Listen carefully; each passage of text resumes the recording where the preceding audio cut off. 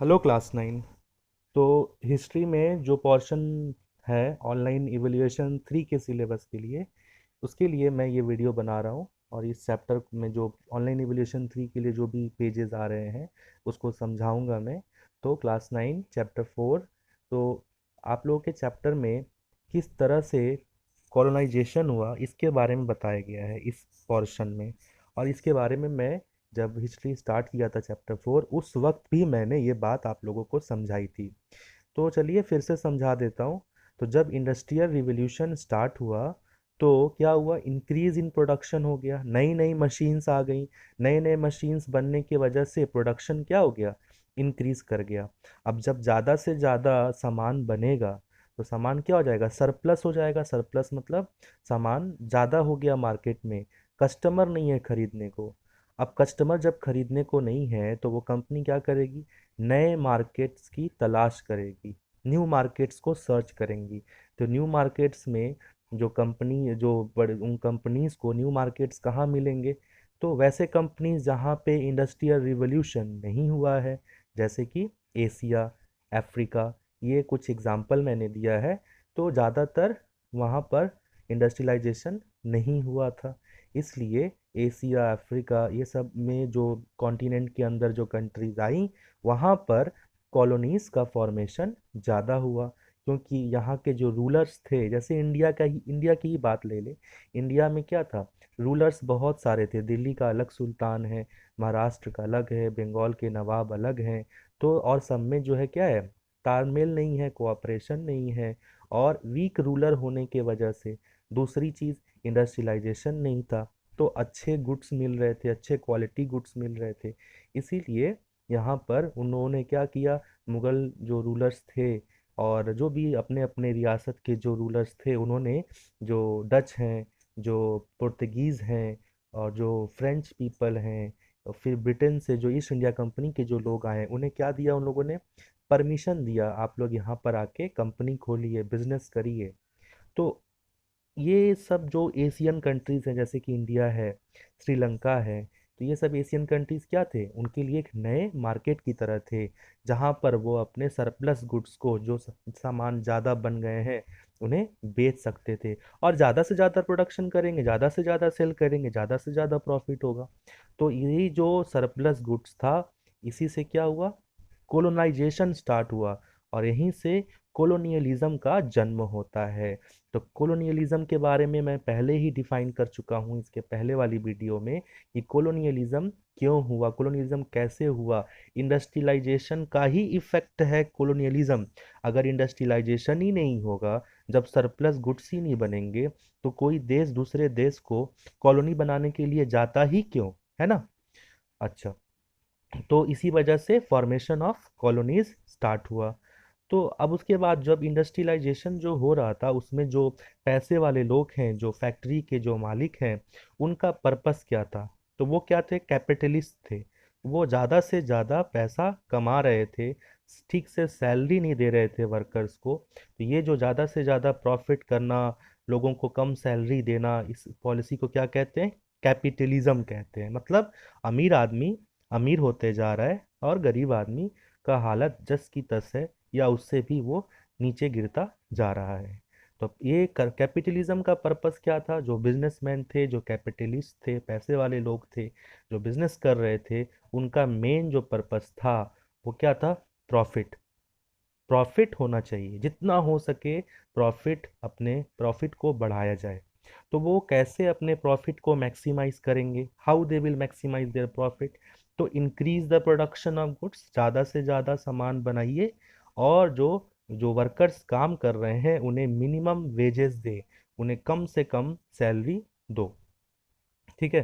तो जब जो मेरे अंडर काम करता है, अगर उसे हम कम सैलरी देंगे और ज़्यादा से ज़्यादा काम करवाएंगे, तो जाहिर सी बात है मुझे ज़्यादा प्रॉफिट होगा। ठीक है। तो जब लोगों को कम सैलरी दिया जाएगा, ठीक है, जहाँ पे फैक्ट्री है, वहाँ पे जो लोग काम करते हैं, जैसे ये एक एरिया है, वहाँ पे एक फैक्ट्री है, इस फैक्ट्री में इस एरिया के लोग क्या करते हैं, काम करते हैं। लेकिन इस कंपनी का जो ओनर है, जो कैपिटलिस्ट है, वो क्या करता है, इन लोग को कम सैलरी देता है, यहाँ के लोगों को जो इसमें काम करते हैं फैक्ट्री में। तो जब कम सैलरी देगा तो इस फैक्ट्री में बनने वाले सामान को ये लोग खरीद भी तो नहीं सकेंगे, क्योंकि इनके पास तो पैसा ही नहीं है ना। तो मिनिमम वेजेस देने की वजह से जो लोकल पीपल थे वे लोग अफोर्ड नहीं कर पाते थे। तो जाहिर सी बात है, उसको कॉलोनीज बनानी पड़ेगी, नए मार्केट की तलाश करनी पड़ेगी, वैसे देशों को गुलाम बनाना पड़ेगा जहां पर वो अपने गुड्स को सेल कर सके, है ना। अब उसके बाद तो ये कॉलोनी बनाने वाले देशों में सबसे जो है पहला देश या सबसे ज़्यादा जो है मतलब लीडिंग जो कंट्री बोलेंगे तो वो है इंग्लैंड। तो इंग्लिश यानी इंग्लैंड पीपल और फ्रांस, ये जो है ये ज़्यादातर यूरोप के बाहर, यूरोप के अंडर में ये लोग आता है दोनों कंट्री, यूरोप के बाहर ये लोग कॉलोनीज़ का सेटअप किए। तो इंग्लैंड, ठीक है, यहाँ पे इंग्लिश से ज़्यादा इंग्लैंड लिखना या यहाँ पे फ्रेंच लिखना सही होगा। तो इंग्लिश मतलब English people, British people, French मतलब फ्रांस के रहने वाले, ये लोग स्टेब्लिश किए कॉलोनीज आउटसाइड द यूरोप। तो ये दोनों टू लीडिंग कंट्रीज थे, लीड करने वाले, लीडर कंट्रीज, मतलब कॉलोनी बनाने वाले बाहर में यूरोप के ये दोनों मेन कंट्रीज थे। जो इन दोनों में कंपटीशन था, कौन ज़्यादा से ज़्यादा कॉलोनी बनाएगा। और जाहिर सी बात है, तुम लोग जानते ही हो कि इंडस्ट्रियलाइजेशन सबसे पहले और सबसे ज़्यादा कहाँ हुआ था, ब्रिटेन में हुआ था, इंग्लैंड में हुआ था, ठीक है। और भी कुछ कंट्रीज थे जैसे पुर्तगाल, हॉलैंड, जर्मनी, रशिया, ये सब भी कॉलोनीज बनाने निकले थे। हॉलैंड का नाम डच भी है, ठीक है। ये सब भी कुछ कंट्रीज हैं जो कि कॉलोनी बनाने के लिए निकले थे इंटरनेशनल मार्केट में। अब हम लोग उसी तरह से सभी कंट्रीज के बारे में पढ़ेंगे, इंग्लैंड, फ्रेंच, ये सब लोग कहाँ कहाँ पे कॉलोनी बनाए। तो इंग्लैंड के बारे में जानते हैं। इंग्लैंड यानी कि Britain emerge the four most colonial power in the world.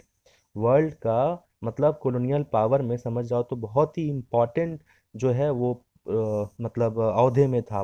मतलब बहुत सारे देशों को उसने क्या किया था, कॉलोनी बना लिया था, ठीक है। क्यों बनाया था कॉलोनी, अपने इंडस्ट्रियलाइजेशन से जो जो नए नए गुड्स बन रहे थे, ज़्यादा गुड्स बन रहे थे, उनको मार्केट में सेल करेगा और ज़्यादा से ज़्यादा प्रॉफिट कमाएगा। अच्छा, मैं यहाँ पर इंडिया के बारे में डिस्कस करूँगा कि इंग्लैंड जो है इंडिया में कैसे एंटर किया। तो इंडिया में बैटल ऑफ प्लासी हुआ, किससे किसके बीच हुआ, फ्रेंच पीपल और इसके क्या नाम है इसका, ब्रिटिश ईस्ट इंडिया कंपनी, इनके बीच में हुआ 1757 में। और इसमें ब्रिटिश जो है वो जीत जाते हैं। This mark the beginning of British colonial empire in India. और यहीं से ब्रिटिश का जो है कॉलोनियल एम्पायर इंडिया में शुरुआत हुआ 1757 से। और उन्होंने जो कंपनी यहाँ पर खोली, उस कंपनी का नाम क्या है, इंग्लिश ईस्ट इंडिया कंपनी। और इसके 100 साल के बाद जब ये ईस्ट इंडिया कंपनी खुली, उसके 100 साल के बाद 1857 में रिवोल्ट हुआ, जिसमें रानी लक्ष्मीबाई, झांसी की जो रानी थी, उन्होंने अपने जो स्टेट के लिए, अपने राज्य के लिए लड़ाई की थी और शहीद हो गई थी, है ना। नाना साहेब, तात्या टोपे, क्लास 10 में पढ़ोगे इसके बारे में तुम लोग। तो 1857 का रिवोल्ट हुआ, 100 साल के बाद ब्रिटिश गवर्नमेंट जो है डायरेक्ट कंट्रोल में आ गया, किसके, क्वीन विक्टोरिया के। जो ब्रिटेन की जो गवर्नमेंट है, ब्रिटिश गवर्नमेंट ने क्या किया, कंपनी से कंट्रोल छीन कर अपने अंडर में इंडिया को ले लिया। पहले इंडिया 1857 तक किसके कंट्रोल में था, इंग्लिश ईस्ट इंडिया कंपनी के कंट्रोल में था। ब्रिटिश की जो ईस्ट इंडिया कंपनी थी उसके कंट्रोल में था। लेकिन जब ये रिवोल्ट हुआ 100 साल के बाद, तब इस कंपनी से इंडिया का कंट्रोल जो है ब्रिटिश गवर्नमेंट ने अपने अंडर ले लिया। अब जाहिर सी बात है, ब्रिटिश गवर्नमेंट में क्या होते थे, वहाँ पे जो क्वीन विक्टोरिया है वही हेड थी, वही वहाँ की हेड है। तो क्वीन विक्टोरिया ने फिर कुछ साल बाद 1877 में अपने आप को एम्प्रेस ऑफ इंडिया का खिताब दिया, अपने आप को एम्प्रेस ऑफ इंडिया का टाइटल दिया कि वो इंडिया की एम्प्रेस हैं, महारानी हैं। उसके बाद जो इंग्लैंड है, उसने Singapore, Ceylon, Burma, Malacca, Penang, Australia, ये सब जगहों को क्या किया, कॉलोनी बना लिया, गुलाम बना लिया। किस लिए बनाया गुलाम, अपने ये सब नए मार्केट हैं जहाँ पे वो अपने सरप्लस गुड्स को सेल करेगा, है ना। फिर सी के ऊपर मतलब समुद्र के ऊपर जो हुकूमत थी वो सबसे ज़्यादा ब्रिटेन की ही थी, सबसे ज़्यादा इंग्लैंड की ही थी।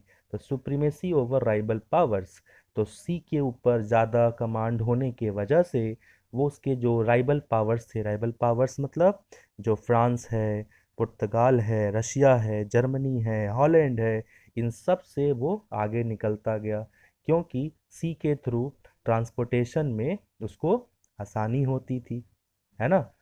अब आगे बढ़ते हैं। तो ये इंग्लैंड के बारे में मैंने बताया कि इंग्लैंड जो है किस तरह से इंडिया में, किस तरह से बाकी देशों में कॉलोनी बनाया। अब हम लोग जानेंगे फ्रांस के बारे में। फ्रांस जो है वो इंडो चाइना पार्ट, जैसे कि कंबोडिया है, लाओस है, वियतनाम है, ये सब जगह को वो लोग क्या किया, कैप्चर कर लिया, कॉलोनी बना लिया। फिर उसने जो है कुछ चाइनीज प्रोविंसेस, चाइना के कुछ हिस्सों को भी वहाँ पर उसको प्रिविलेज मिल गया कि उसको वो एक्वायर कर ले। बाई 1914 में ऐसा रिपोर्ट आया था कि फ्रांस जो है लगभग 20 मिलियन एशियंस को रूल कर रहे हैं, ठीक है, लगभग 20 मिलियन एशियंस उसके गुलाम हैं, ठीक है। एशियंस मतलब लोग हैं, ऐसा नहीं कि कंट्री। जैसे जो इंडिया है उसमें कितने लोग हैं, 130 करोड़ लोग हैं। तो अब जो यहाँ पे अगर ब्रिटिश होते तो ये कह सकते थे कि मैं 130 करोड़ लोगों के ऊपर हुकूमत कर रहा हूँ। तो कहने का मतलब यही है कि 1914 तक फ्रांस जो है जो कॉलोनी बना के लगभग 20 मिलियन एशियंस के ऊपर रूल कर रहा था। 20 मिलियन कहने का मतलब हो गया कि 1 मिलियन में 10 लाख होता है, तो 20 मिलियन में हो गया भाई 2 करोड़ हो गया, है ना। फिर आगे बढ़ते हैं। हॉलैंड, ये एक कंट्री है, इसने आइलैंड ऑफ सुमात्रा, सेलिबेस, बोर्नियो, ये सबको कॉलोनी बनाया था। बाई 1914 ऐसा कहा जाता है कि इसने 54 मिलियन एशियंस को अपना गुलाम बना बना लिया था। 54 मिलियन एशियंस, ये सब जगह के जो लोग थे वो लोग उसके अंडर में थे और गुलाम थे। फिर आया पुर्तगाल। पुर्तगाल जो है port of Macau in China, वो उसके अंडर में आ गया था। और half of the island of Timor, Timor का आइलैंड का आधा हिस्सा पुर्तगाल के अंदर कॉलोनाइज हो गया था, ठीक है।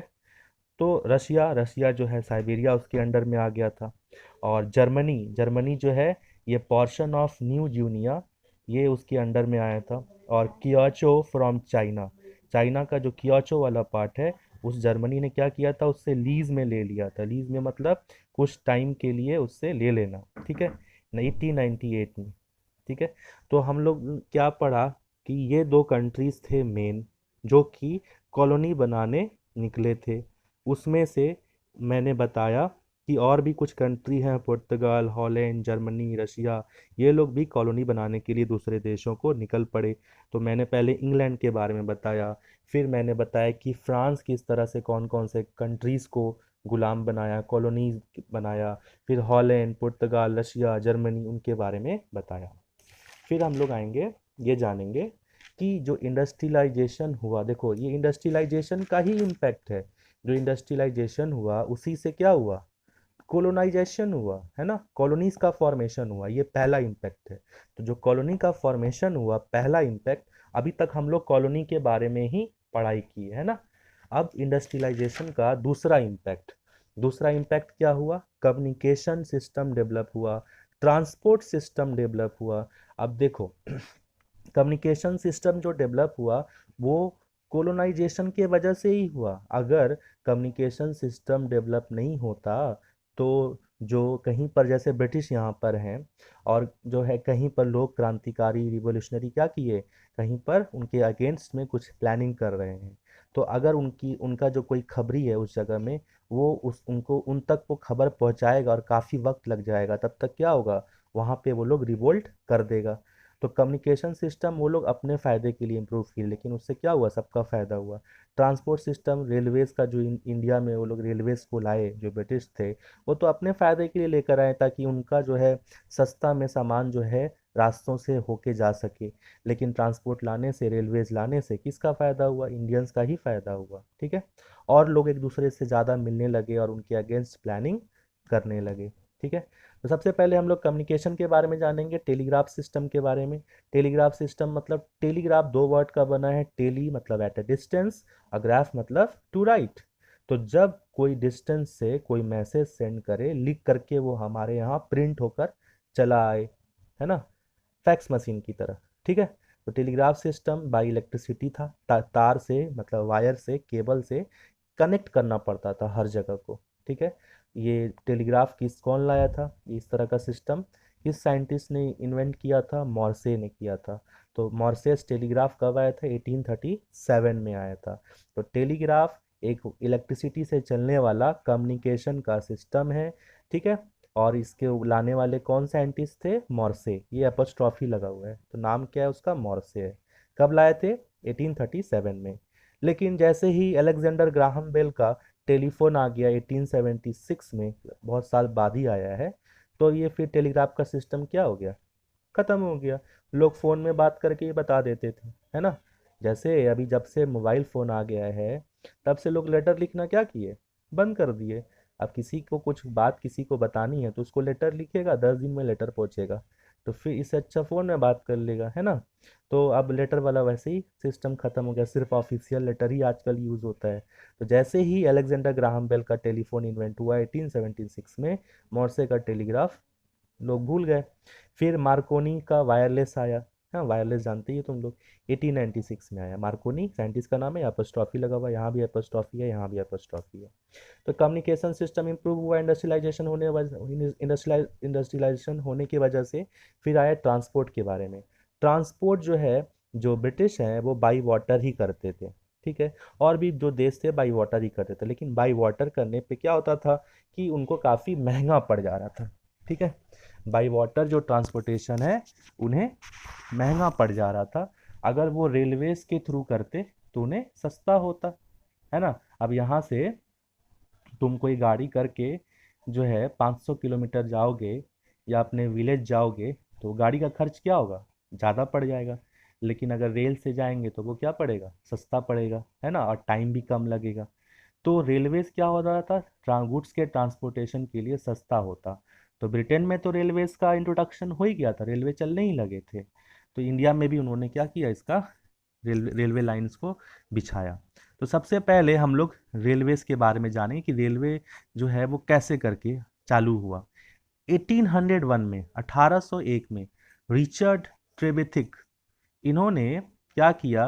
रेल्स के ऊपर, रेल्स मतलब ये जो ट्रैक होता है उसको रेल्स कहते हैं। ठीक है। तो रेल्स के ऊपर उन्होंने रेल के एक डब्बे को, उसके पहिए को चलाया। लेकिन वो जो था, वो हेवी लोड्स को पुल नहीं कर सकता था। अगर मालगाड़ी है और वो मालगाड़ी अगर माल ले ही की नहीं जा सके, तो फिर क्या होगा? सिर्फ रेल चलने से तो नहीं होगा, वो लोड्स को क्या करना पड़ेगा? पुल भी तो करना पड़ेगा। तो वो जो रिचर्ड ने जो किया था 1801 में, वो जो उनका एक्सपेरिमेंट था उसमें, वो रेल जो है वो हेवी लोड्स को पुल नहीं कर पा रहा था। फिर 1825 में जॉर्ज स्टीफेंसन ये आए। इन्होंने स्टीम इंजन से चलने वाला लोकोमोटिव बनाया। ठीक है। अभी तो इलेक्ट्रिसिटी से चलता है, तो उन्होंने स्टीम लोकोमोटिव बनाया जो हेवी लोड्स को भी पुल कर सकता है, खींच सकता है। क्या नाम था? जॉर्ज, यहाँ पे आ रहा है, जॉर्ज स्टीफेंसन, 1825 में। और इनका जो लोकोमोटिव था जिसको लेकर के ये डेमो दिखाए लोगों को, हाँ, डेमो दिखाए कि देखो ये हेवी लोड्स पुल कर सकता है, उस लोकोमोटिव का नाम क्या था? The rocket. और ये कहाँ से कहाँ तक चला? Liverpool to Manchester. कब चला? 1829 में। इन्होंने बनाया कब था? 1825 में।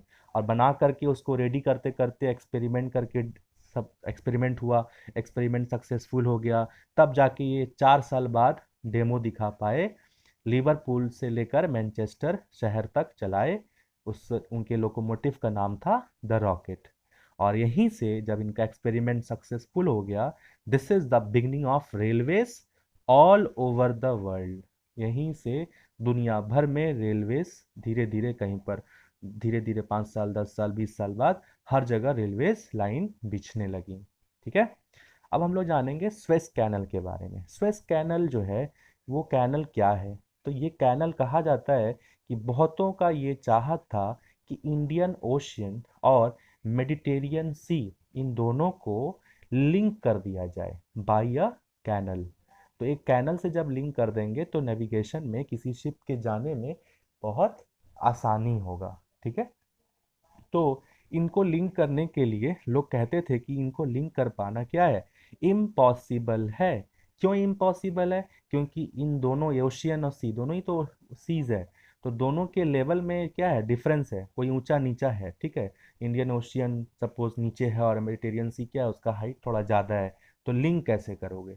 लोगों का ऐसा मानना था कि ये इम्पॉसिबल है, लेकिन लिंक हुआ। अच्छा, इसको लिंक करने की बात सबसे पहले नेपोलियन ने की। नेपोलियन इजिप्ट गए थे 1799 में, और वहाँ जाके उनकी ये चाहत थी कि इजिप्ट के राजा से बात करे, और बात की उन्होंने। और 1854 में फ्रेंच डिप्लोमेट मतलब राजा नहीं, एक पॉलिटिकल आदमी जो कि दूसरे देश में जाता है बातचीत करने के लिए, तो फ्रेंच डिप्लोमेट फर्डिनेंड जो है वो इजिप्ट गए। कब गए? 1854 में। नेपोलियन कब गया था? उससे कितने साल बाद गए? लगभग 55 ईयर्स के बाद वो गया। तो नेपोलियन का ऐसा चाहत था, नेपोलियन जब इजिप्ट गया था तो ऐसा सोचा था। तो फ्रांस के लोगों ने, जो उसके राजा ने एक डिप्लोमेट को भेजा, उसका नाम फर्डिनेंड था। वो इजिप्ट गया और वहाँ से परमिशन लिया इजिप्ट के रूलर से। इजिप्ट का राजा कौन था? सेड पाशा, यही नाम है उसका, सेड पाशा। और उससे परमिशन लेके उसने स्वेज कैनल बनाना चालू किया। जो स्वेज कैनल बनाने वाली कंपनी है उसका नाम ही क्या है? स्वेज कैनल कंपनी, है ना। और उसने स्वेज कैनल बना दिया। कब बनाया? 1869 में। परमिशन कब लेकर आया? 54 में। लगभग 15 साल लग गए, है ना। 15 साल में स्वेज कैनल बन गया। किसने बनाया? स्विस कैनल कंपनी ने बनाया। अब ये जो स्वेज कैनल बन रहा था, इस कंपनी का शेयर, ठीक है, ज्यादा से ज्यादा शेयर कौन खरीद लिया? इंग्लैंड खरीद लिया, है ना। अब जैसे कोई कंपनी है, जैसे सपोज रिलायंस कंपनी है। रिलायंस कंपनी जो है अपना शेयर क्या किया, मार्केट में लाया, और हम उसका ज़्यादा से ज़्यादा शेयर खरीद लिए, तो वो कंपनी में क्या हो गया? मेरा हिस्सा हो गया। हम उसके शेयर होल्डर हैं। शेयर होल्डर मतलब हम भी उस कंपनी में, मेरा भी शेयर है, तो डिसीजन मेरा भी हो, तो मेरा भी कुछ चलती होगा वहाँ पे। तो इंग्लैंड क्या किया? मेजर शेयर होल्डर बन गया ऑफ द कंपनी। उसका ज़्यादा से ज़्यादा शेयर वो खरीद लिया। अब क्यों खरीदा? ताकि इंटरनेशनल ट्रेड में स्वेज कैनल के थ्रू उसको कोई प्रॉब्लम नहीं हो और आसानी हो। तो इंटरनेशनल ट्रेड जो है स्वेज कैनल बनने से क्या हो गया? फास्टर हो गया। बहुत तेज़ी से बिजनेस जो है, ट्रेड जो है वो चलने लगा। ठीक है। तो जहाँ तक आप लोग के ऑनलाइन एवल्यूशन का सिलेबस है मैंने कंप्लीट कर दिया है। आप लोग अच्छे से पढ़िए। मैं इसकी इमेज भी आपको सेंड कर दे रहा हूँ। Thank you students.